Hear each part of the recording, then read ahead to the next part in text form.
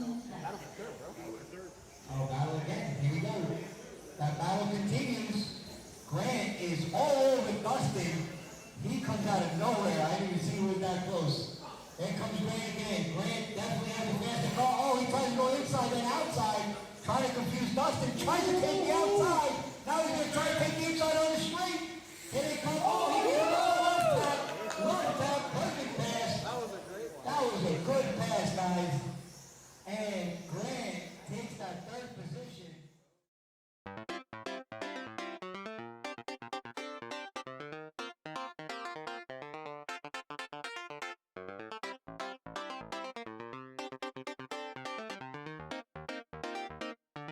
Okay, we were chasing setup all weekend long just so we can finally get to the point where the car felt good enough to pull off a pass like that. Only for me to choke in the end. I don't want to mislead you guys and change the narrative here, but I did choke after that and Dustin passed me back, so props to him for taking that last podium position. Hey everyone, my name is Grant, and today I'll be sharing with you my RTA setup for Mod Open. First things first, I gotta give a shout out to Enzo and Nelly and the whole Park Lane crew for putting together an awesome event like they always do.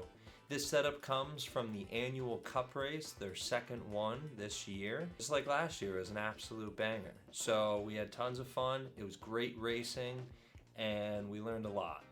I'm gonna share what we learned with you today. Gotta throw in a disclaimer. Just like the last video, just because it works for me doesn't mean it works for you. I mean, especially for this car, the RTA with the conversion kit, many of us may find ourselves overwhelmed with just how many options there are available to us. I'll tell you right off the bat, if you pick up any of my teammates' cars or any other RTA with the conversion kit, no two RTAs are going to look the same probably. You have a whole list of parts, not just from this brand, but from other brands that you can now use. So it certainly has turned into a hybrid of cars. That being said, you don't have to go down this route of using other brand parts. LRC stands for lower roll center, and that's just what the conversion kit does. It lowers the roll center of the car, and you can do that without getting any other brand thing. That being said, I did take it upon myself to introduce other brand parts to this car so I could run it the way I wanted to. And it's really cool that we have that option now, and it kind of helps us get closer to whatever our driving style may be. But with all that out of the way, let's just get into the setup. So starting with the front, I have green springs, and because the shocks are plastic, there's no need to put any grease in them. So that's one less thing to worry about. When it comes to the servo, I did take the centered position. That way I don't have to run a servo saver or a servo catch, and I can just get away with having a complete centered steering feel. In order to do this though, you will need to get some other brand parts. And for my car, I used the Reflex knuckles and the Reflex steering horn. What I also did was use 3mm worth of shims in order to make sure the turnbuckles are completely flat, and that helps limit the active toe in the car. For the rest of the front, we have 1mm of front droop and 2mm of front ride height.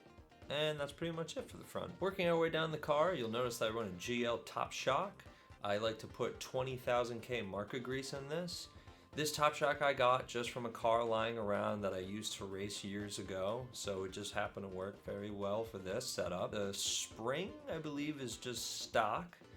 I run 1mm of rear droop. However, if the grip gets higher, I might go to 0.75 or even 0.5 mil. As for the side dampers, I use Reflex Racing side dampers with 20,000 marker grease, and that lets me still use rear pivot springs, which are yellow. We started the weekend using green springs, but the softer option made the car understeer on power too much. So the yellow springs was just enough to make the car a little more aggressive in cornering. As for the differential, I used a GL ball diff just because it was blue. And that's literally the only reason why. So I used Marca diff grease. Then I have a 13 tooth pinion with a 53 tooth spur. Ride height, it ranges anywhere from 1.9 to 1.7. This is because the rear wheels are 19 diameter, so a full height tire tends to be smaller than your average 20 diameter wheel and tire combo. As for other options stuff, I am running the brass chassis plate. Electronics, I'm running an MWX 5500 kV motor paired with the MWX speed controller. I'm running an MWX steering servo, however I did have to Dremel the corner of it a little bit just to make sure that the knuckle clears no problem. And then for batteries, I used a 385 milliamp Marca battery for the qualifiers and a 405 milliamp battery for the mains, just so I knew the car wouldn't die out. Tires were pretty simple. I used a rear radial 10-degree Marca tire. I scuffed it a little bit so it wasn't too twitchy in the beginning.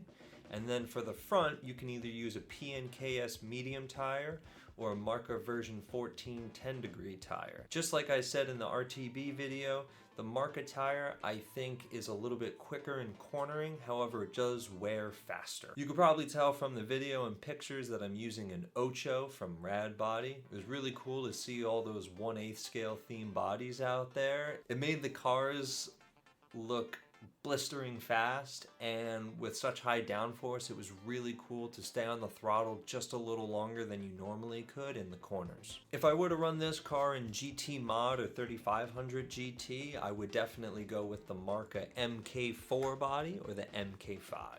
And that's pretty much it. I don't think there's anything else, although if I did miss anything, by all means, please let me know in the comments. And if there's any setups that you found for this car that you really like, please share them. Again, I've only scratched the surface with setups with this car. There are many parts I want to try and haven't tried yet.